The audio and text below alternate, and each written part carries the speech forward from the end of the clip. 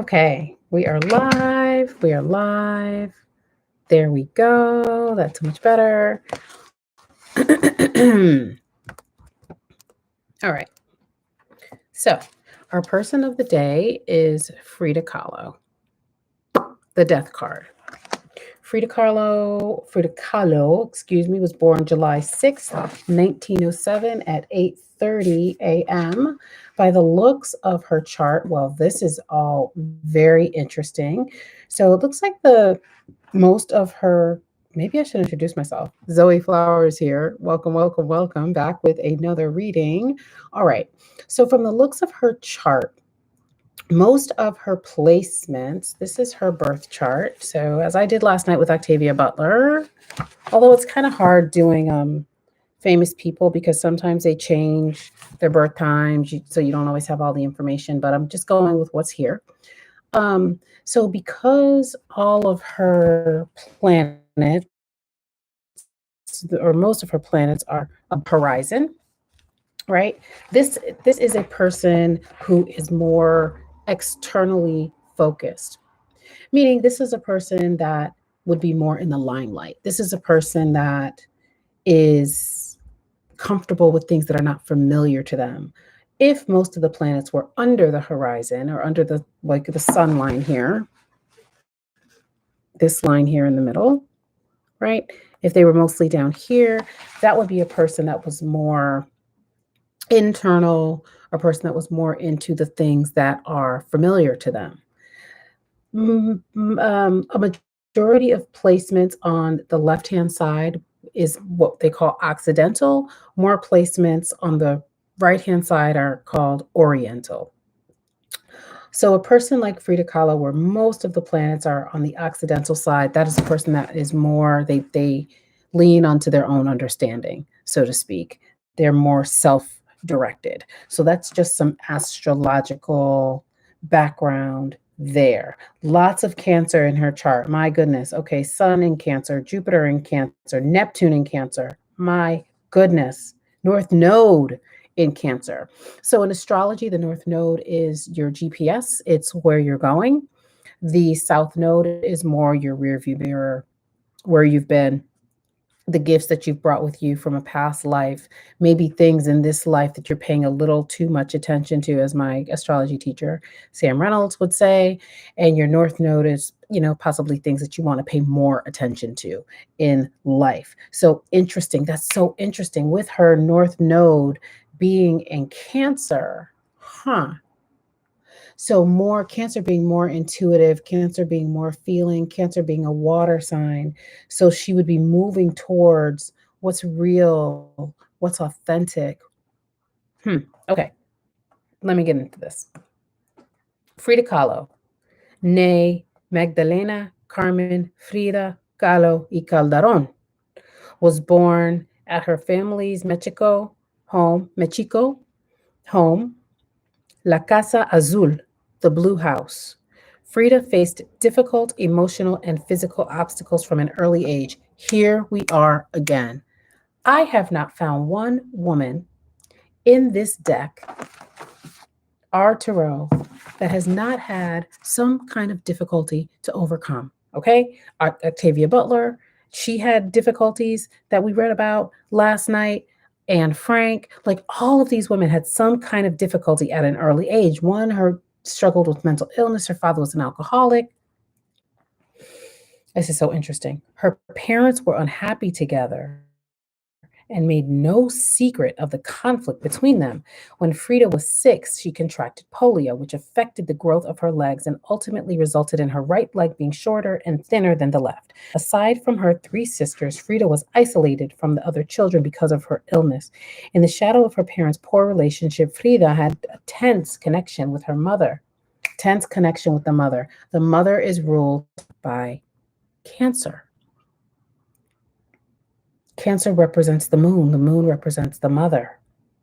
So interesting.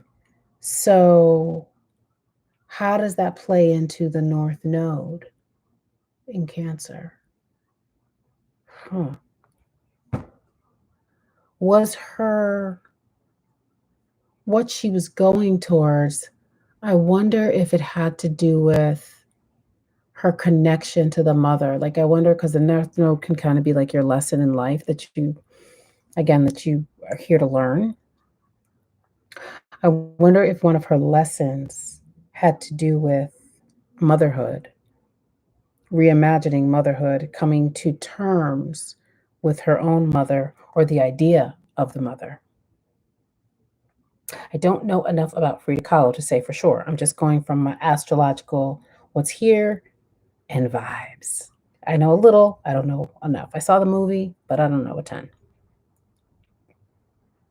All right, Inti Way. Tense connection with the mother, whom she admired for her intellect, but resented for her devotion to Catholicism. Frida was closer to her father, the son. Cancer. No, the father. The father is represented by what? Is the father Leo? Her ascendant is in Leo. Hmm. Is the father Leo? Anyway, I mean, the luminaries are the sun is male, the moon is female, and they're supposed to be husband and wife in the sky. But anyway, I digress. Frida was closer to her father, who mentored her in many subjects, including her own artistic medium, photography. She had, oh, what's her Mercury doing? Okay, she has Mercury in Leo. Okay, so the sun shining the light on communication. Okay, all right. She wanted to become a doctor. She had a keen aesthetic sensibility from an early age, but did not aspire to become an artist. One afternoon when she was 18, a bus she was riding collided with a streetcar. There were several fatalities among the passengers, and Frida herself was nearly killed. Several of her ribs, both of her legs, and her collarbone were broken, and many of her spinal vertebrae were displaced. I don't want to talk about this other part that happened to her. Frida spent many months recovering from the accident, and my whole body just like gets like, oh, when I think about what happened to her. Frida spent many months recovering from the accident in her bed at La Casa Azul. She gave up on returning to her studies to become a doctor. However, she contemplated that perhaps she could combine her interest in science with her artistic abilities and become a competent medical illustrator. So I channel and I'm hearing, don't be afraid of my injuries. Wow. Don't be afraid of imperfections. Don't be afraid of your own imperfections. Don't be afraid of pain. It is a part of life. That's what I just heard. Having nothing but time, Frida had a special easel fashioned to enable her to paint while she lay in bed. Grappling with her isolation while letting go of past aspirations, Frida also had a mirror above her bed. Using her reflection as reference, she began to paint herself. After about 2 years of bed rest, Frida began socializing again with her old school friends. Along with them, she joined the Mexican Communist Party and acquainted herself with numerous other activists and artists. In 1927, at one such gathering, Frida met muralist Diego Rivera. Although Diego was 42 years old and Frida was only 20, here we go again with these age gaps.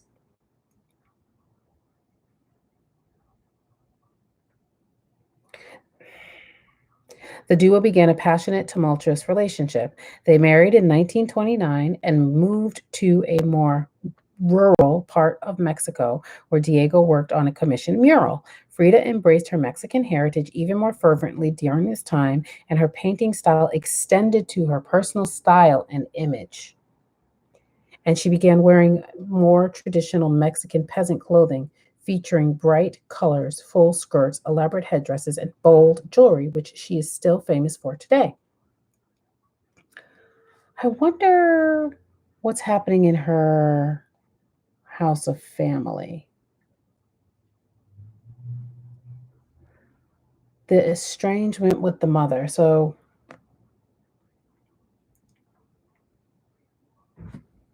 just looking at her chart, her 10th house. So, Taurus is in her 10th house. 10th house is the house of fame, what you'll be known for.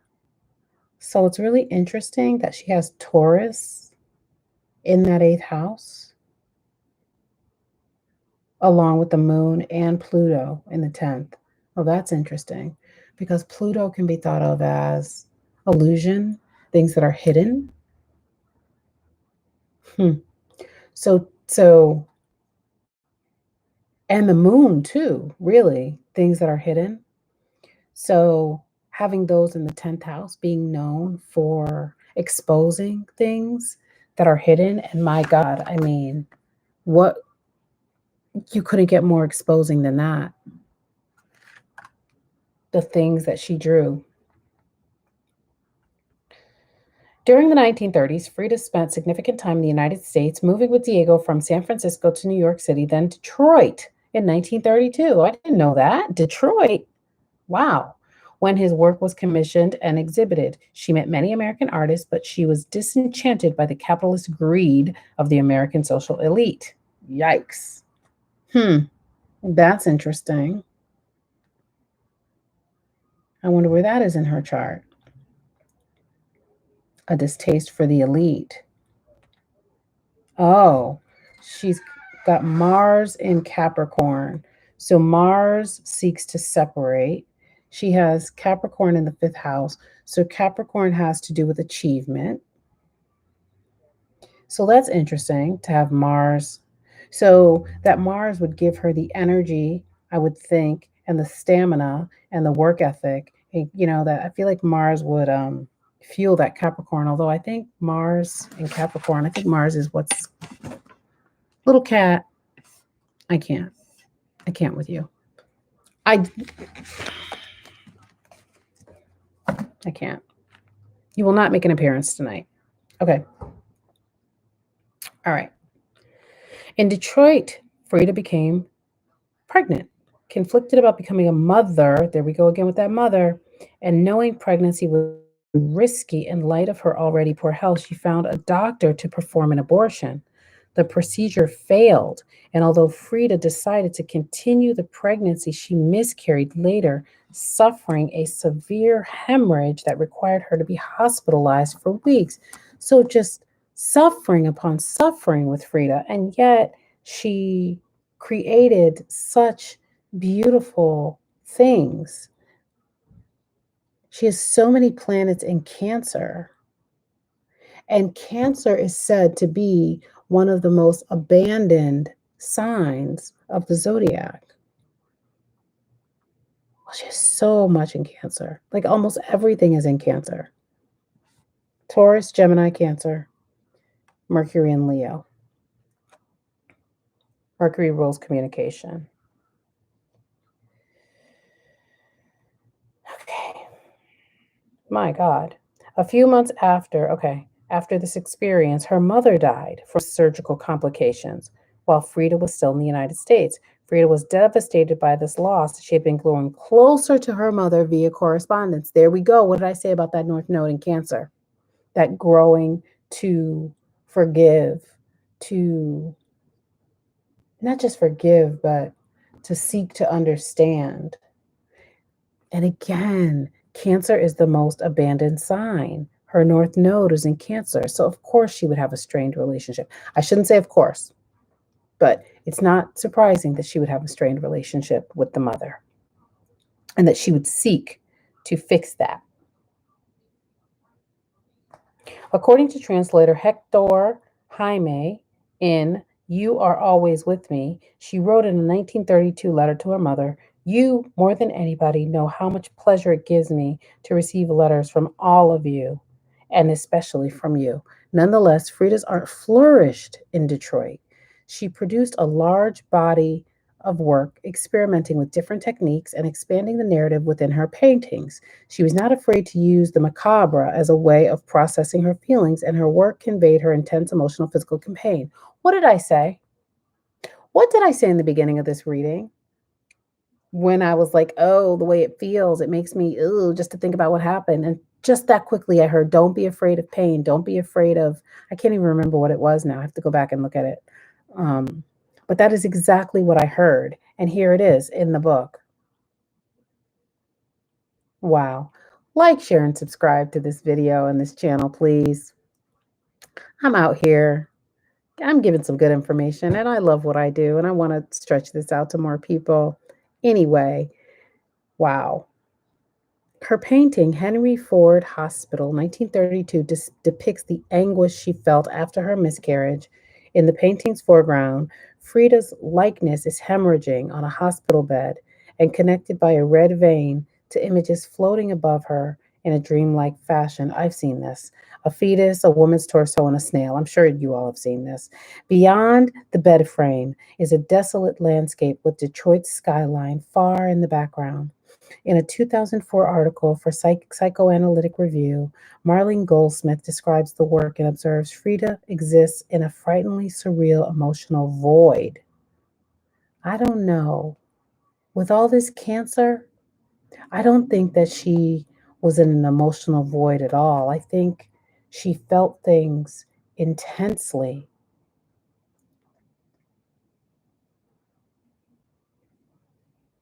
I think she felt things intensely.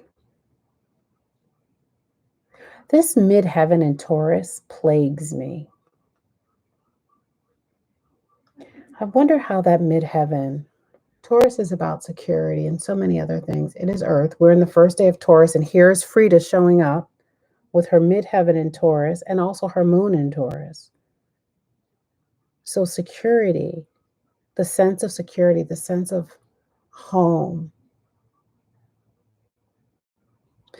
I guess Taurus being ruled by Venus, the beauty, the art, that could be one aspect of how that Taurus.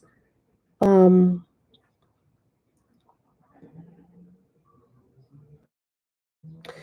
but again, Taurus being concerned with security and her life being so full of insecurity in ways. Maybe her being known for putting that struggle out publicly for beauty, that struggle for security with so much sadness around her. Okay, let me get back. Emotional void. Although Diego received more recognition for his work, Frida boldly introduced herself to American journalists in Detroit as a better artist than her husband. I can't believe she was in Detroit. I cannot believe Frida Kahlo lived in Detroit. And I didn't know that. That is so cool. So now she's getting more attention than her husband. And in a February 2nd, 1933 article in the Detroit News, she told reporters Diego does well for a little boy, but it is I who am the big artist. Okay. So that statement, I'm looking to the Leo. I'm looking to that Leo ascendant, that statement. I feel like that Leo statement asserting itself. I also feel like that's I don't know if that's the Mercury in Leo, but I feel like that's the Leo ascendant asserting herself, saying, Diego does well for a little boy, but you better recognize it is I who am the big artist. Like, wow, that's a statement. That's a statement. Yeah. I'm looking at her birth chart. That's what I keep looking at. In the early months of 1934, Frida and Diego moved back to Mexico, but she made little artwork as her health problems increased. She was pleased to be back in Mexico City, close to her family. Her marriage to Diego, which had already been rocked by mutual infidelities, was further shaken when Diego had an affair with her sister, not the sister Diego, not her sister. After all that she had been through, I don't remember that from the movie, or do I? I can't remember who played her sister in the movie.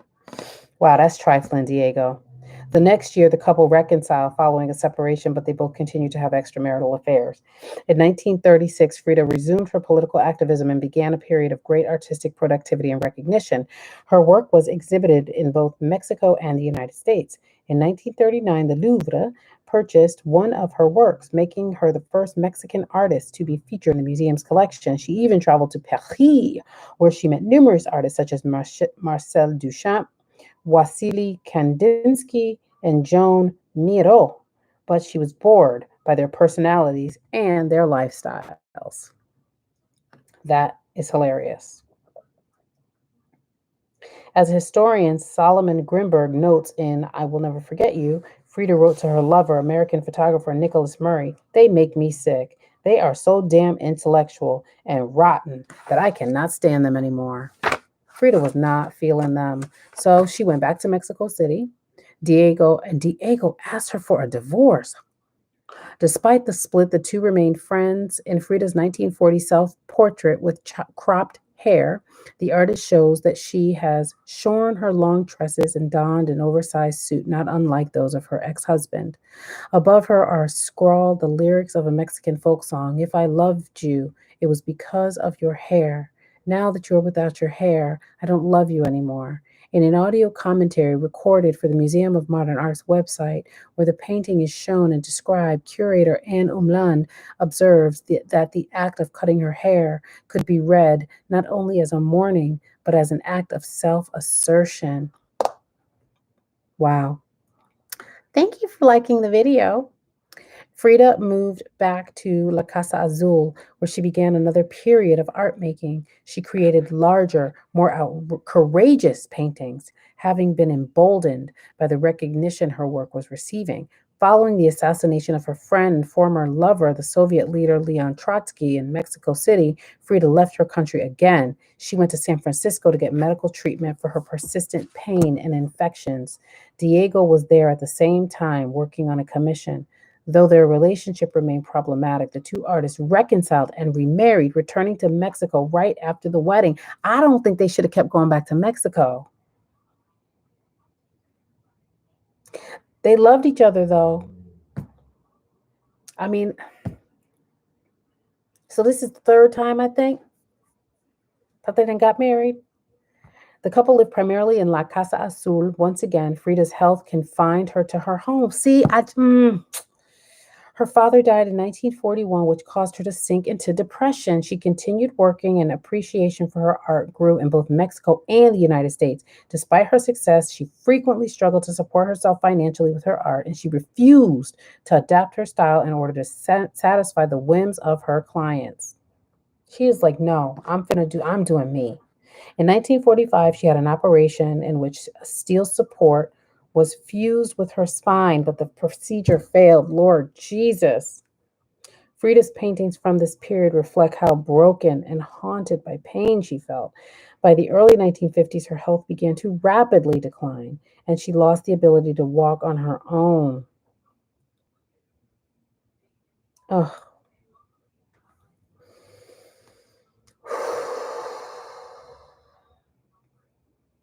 She dedicated her time to communist and anti imperialist politics and creating new paintings.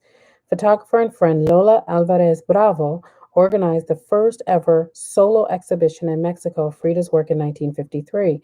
Frida had not planned to attend the opening because she was confined to her bed, but in defiance of her doctor's orders and to the delight of the exhibition's guests, Frida attended. She had her bed moved from her home to the gallery and lay in it for the duration of the opening party. In the last pages of her journal, she had drawn images of angels and skeletons shortly before her death. This is heavy. This is heavy. This makes me sad. I know this is the death card. I know it's about rebirth and regeneration and transformación. But man, the depth of suffering, it just makes me sad. In Frida's life and work, Goldsmith writes, we see the psyche recreating itself in a cyclical process of death, transformación, and rebirth. And this is my favorite card. This is like one of my favorite cards in the whole tarot, the death card.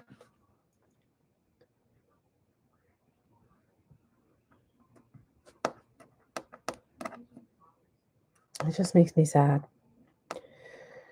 In a cyclical process of death, transformación, and rebirth, her last written words were espero alegre la salida y espero no volver jamás, or I joyfully await the exit and I hope never to return. Frida, I don't blame you. I bet you don't really want to return to this bitch. My God. Frida Kahlo's life was one of many transitions from one place to another, from one state of health to another. She had let go of her childhood aspirations to be a doctor, but she found a meaningful life as a painter. I guess I shouldn't be sad. I mean, death is about transformation. Listen, she lived more than I've lived so far. She's seen things that I haven't seen. She's done things I haven't seen. She's known love like I haven't seen. Yeah, right, Catherine? Absolutely. You're absolutely right. Yeah. What a beautiful, strong soul. You're right. Who am I to be sad over somebody else's life? This is her journey. This is her spiritual journey. And it's my job to respect it. It's my job to respect it and not to look at it through my lens. Who am I to say this is sad? I take that back. Cancel and delete. Cancel and delete.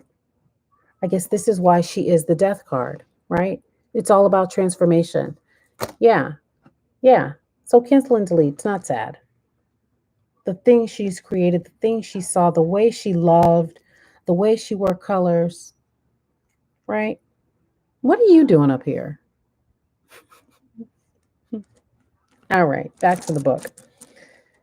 She had to let go of her childhood aspirations to be a doctor, but she found meaningful life as a painter and she was loved and is still loved. And she didn't just find it, she created it, changed it, and moved with it throughout her lifetime. The death card reminds us to give up that which isn't truly important. Mm.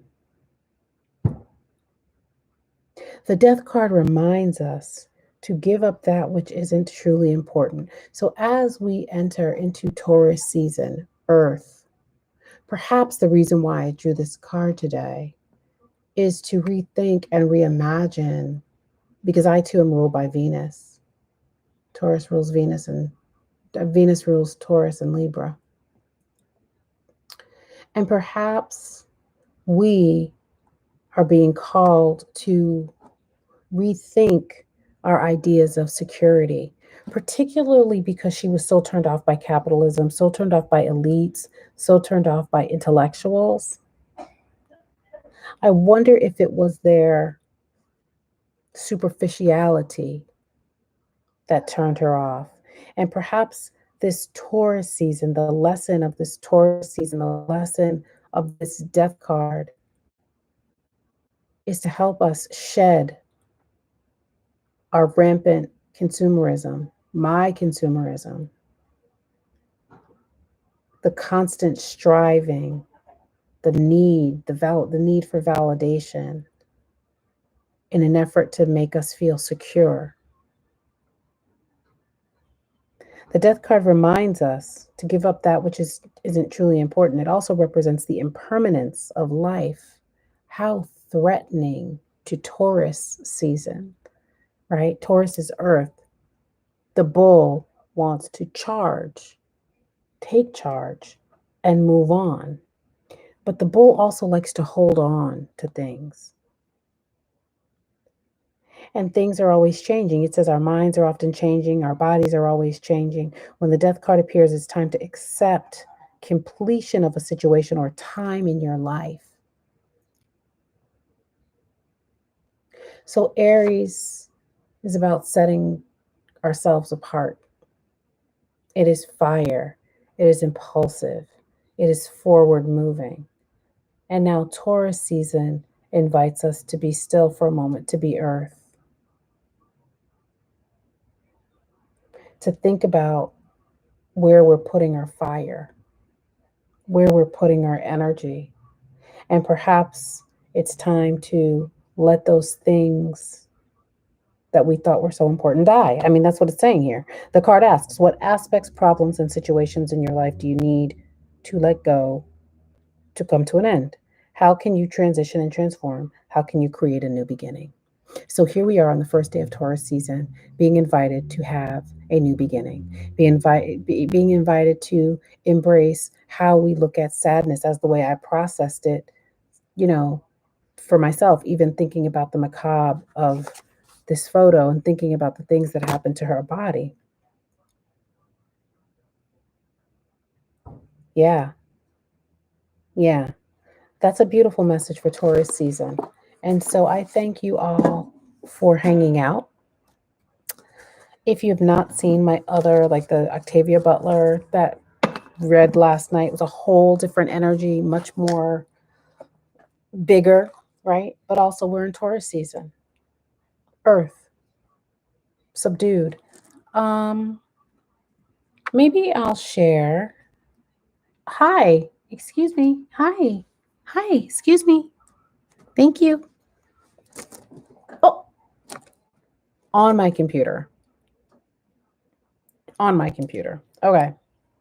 So I also switch my decks. So I don't know if you're welcome, Catherine. I don't know if you all are tarot readers as I am, but one of the ways for me to connect to my decks in bigger ways, because I have so many of them now, is to switch my decks out seasonally.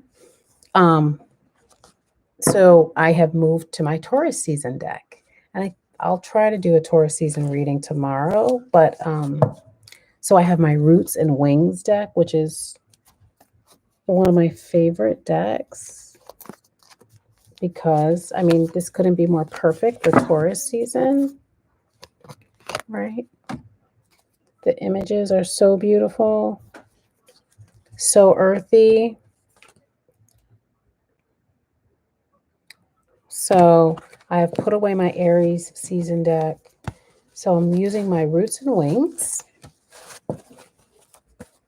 I am using my, and this is not one of my favorite decks.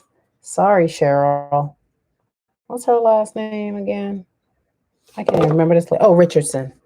Sorry, Cheryl Richardson. But oh my God, look at this.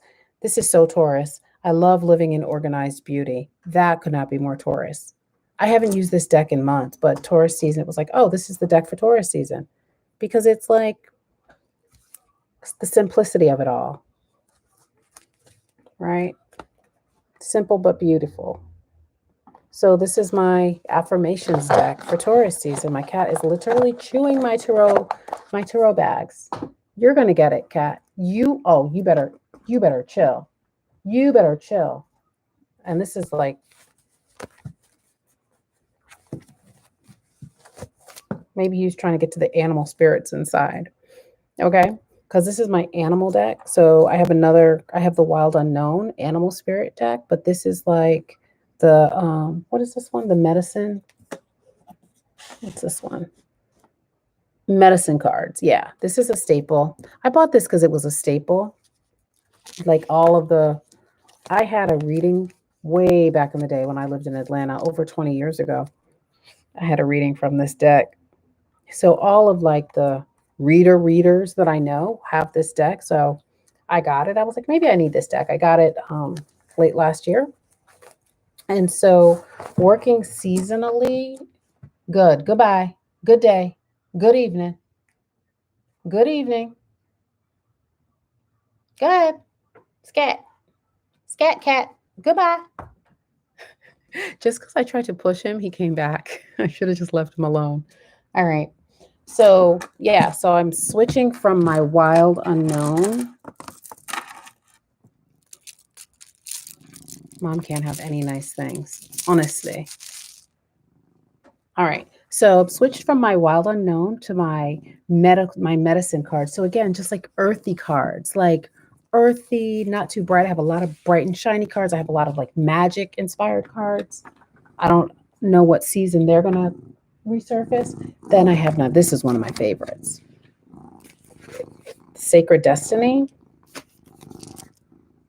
This is one of my favorite decks. I got this deck a couple of years ago. I love this deck. Like when I first decided that I was going to do tarot for real, this was one of the first decks I got. Look at, oh my God. And look, bottom of the deck, transformation.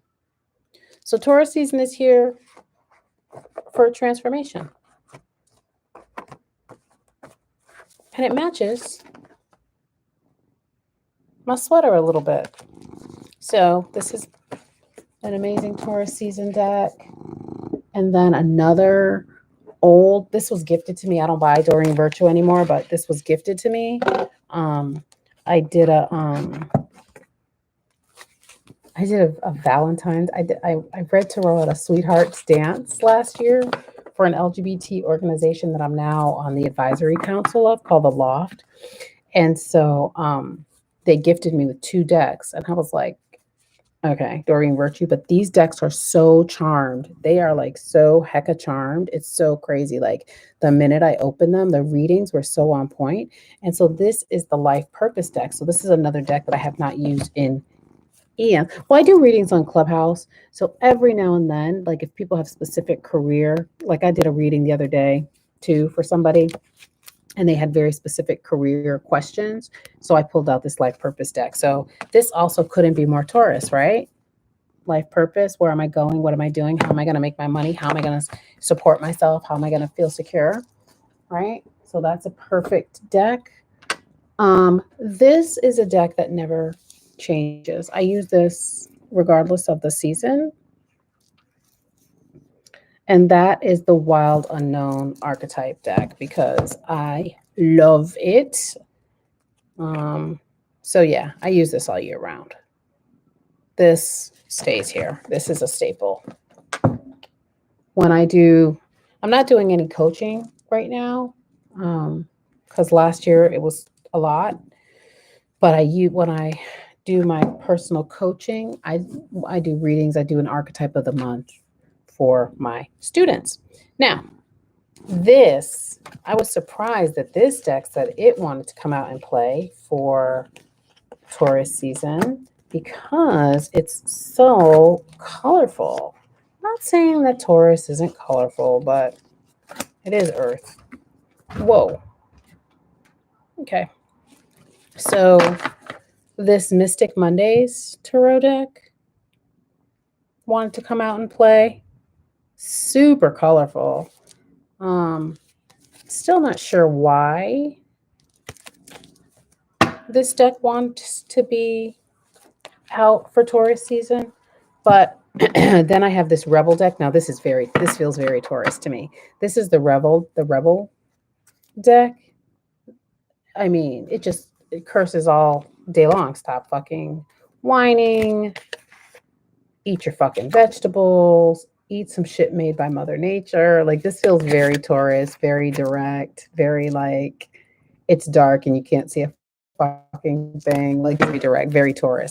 So I think that maybe that's why, because when I put these together last night, I was like, oh my God, these things go so perfectly together. I mean, the colors are just like so stunning. So I think that's why, that this could be the Venusian part also too of Taurus. This could be that.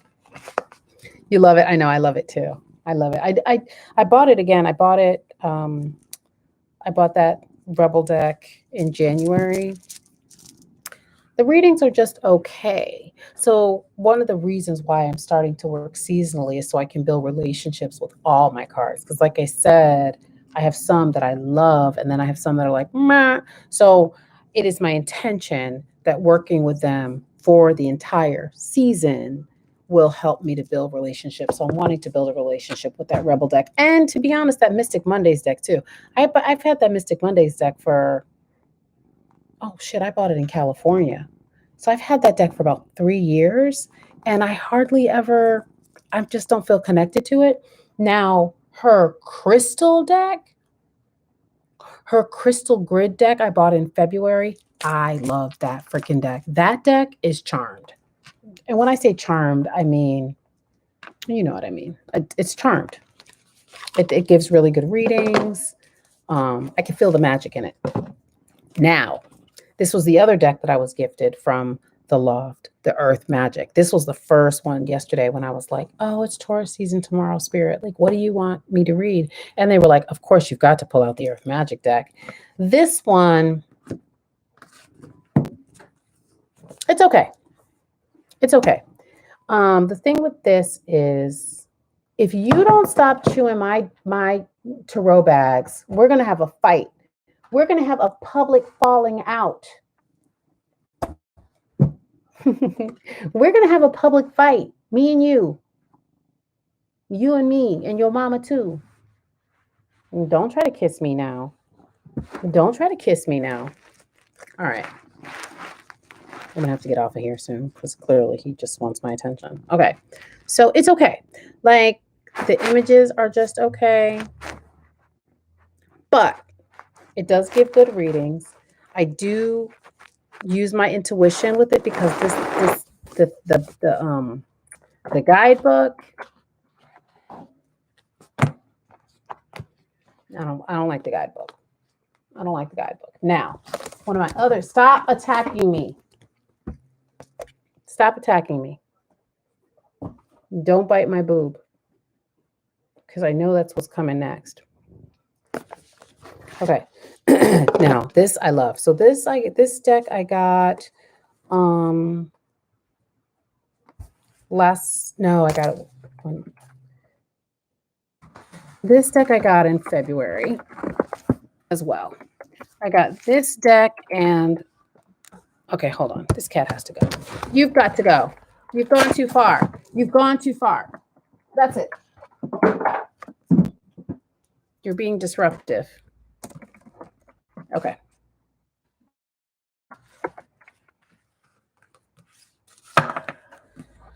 All right.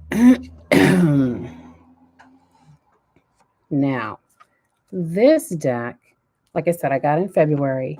So I got this and the Flowers of the Night deck, which I love. That Flowers of the Night is the readings with that on point. So this magical herbal oracle, again, no brainer for Taurus season, but I'm way more connected to the Flowers of the Night. So I was like, okay, this is what we're doing for Taurus season. Look at this. Because it has all of the herbs and all of that. So yeah,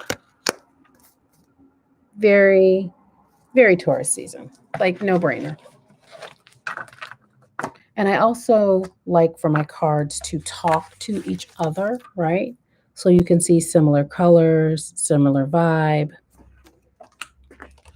Okay.